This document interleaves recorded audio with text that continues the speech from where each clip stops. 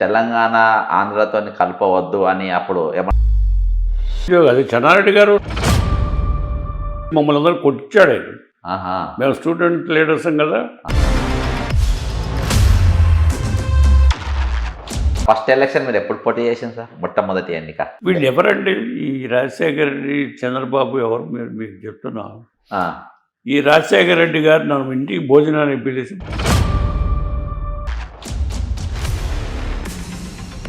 మీ దృష్టిలో ముఖ్యమంత్రి పదవి ప్రజారాజ్యంగా పరిపాలన చేయాలి. అదో బాధ్యత. అదే సరదా కాదు. ముఖ్యమంత్రి ఈ కార్లు, ఈ పోలీసు వాళ్ళు ఇళ్ళ కోసం కాదు. ఒక దళితులు ముఖ్యమంత్రి ఎందుకు కాలేకపోతుండ్రు? ఒక దళిత ప్రధానమంత్రి ఎందుకు కాలేకపోతుండ్రు? ఇందిరాగాంధీ ఎమర్జెన్సీ పెట్టినాక అందరూ మద్రాస్ మాది, మేము కట్టాం.